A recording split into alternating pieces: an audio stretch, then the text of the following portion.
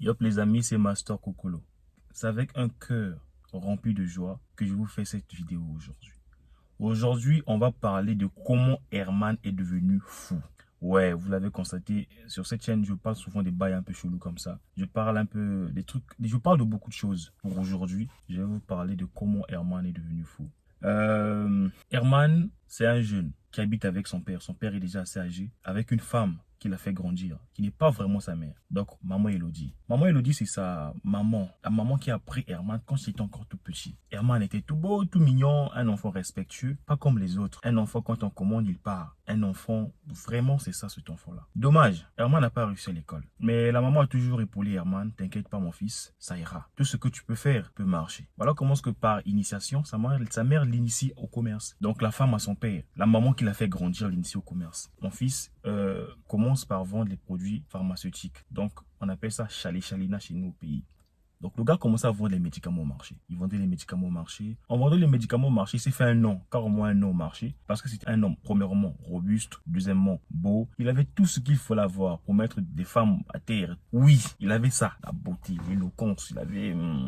Maintenant, par malchance, comme ça arrive souvent, leur père, donc le papa d'Herman, tombe gravement malade, sérieusement malade. En tombant malade, l'hôpital, là où, dans la ville où ils étaient, leur oblige l'évacuation. Donc aller loin de la ville pour aller prendre des traitements meilleurs là où ils partaient. Voilà comment est-ce que la maman de Herman part avec le papa là où ils sont partis pour les soins médicaux et tout ça là. Dommage, la mère revient, le papa ne revient plus. En vie. Plus précisément. Tout bascule, tout change. L'atmosphère de la maison entre dans la tristesse. Il perd le père. Donc Herman perd son père. Maman Elodie perd son mari. Mais dans la maison, ils habitaient qu'à trois. Donc Herman, sa maman et son père. Donc la maman devait être en deuil. Avant les 40 jours, souvent comme chez nos pays. Elle devait être en deuil.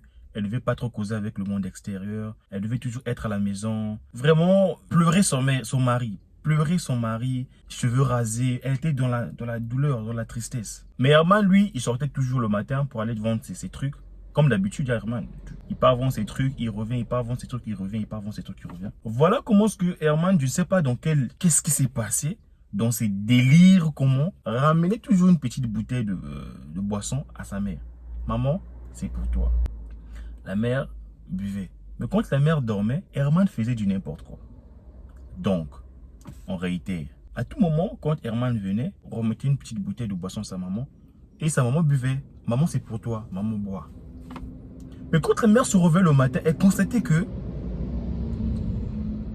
Quand sa mère se réveille le matin, elle constatait que... Oh, c'est comme si je me suis accouplé avec un homme. Mais mon homme était mort. Elle sentait les liquides, vous voyez, dans son... Hein, comme s'il y avait quelque chose qui ne marchait pas. Mais mon mari était mort. Donc c'est quoi, les maris de nuit ou bien? Elle a constaté ça plusieurs fois. Une fois, Herman est revenu au corps comme d'habitude. Ah maman, voilà, cette bouteille de boisson là, c'est pour toi.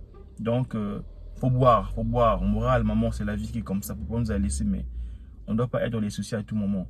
Donc, bois un peu, afin qu'on puisse oublier les soucis. Alors, la maman dit, d'accord mon fils, je vais boire ça. Parce que là, en ce moment, j'avais envie de boire une petite bière, mais je vais boire de la chambre. Oh, d'accord maman, pas de problème. Hein, bois, hein? Donc, bois seulement.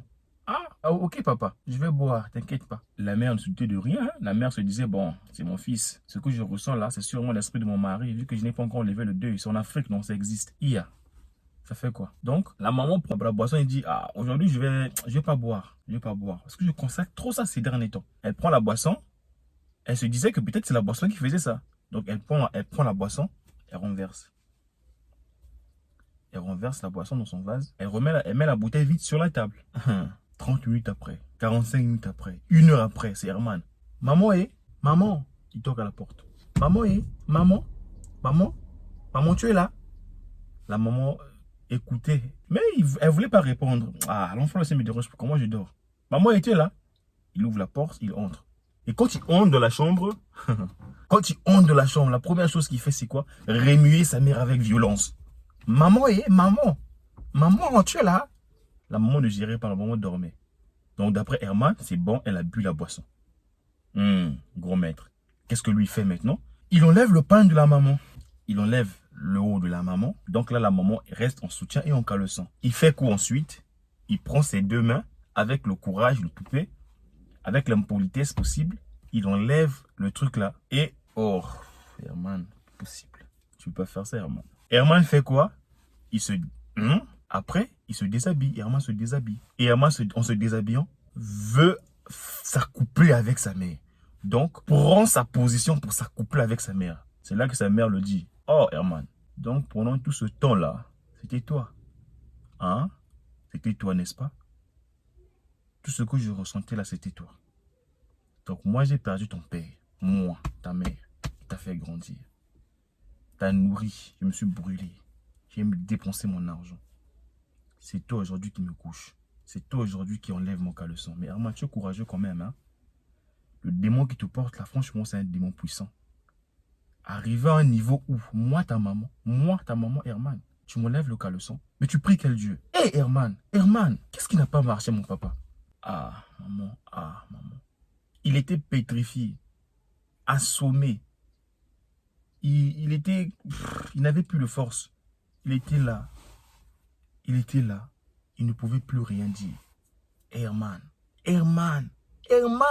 moi ta mère.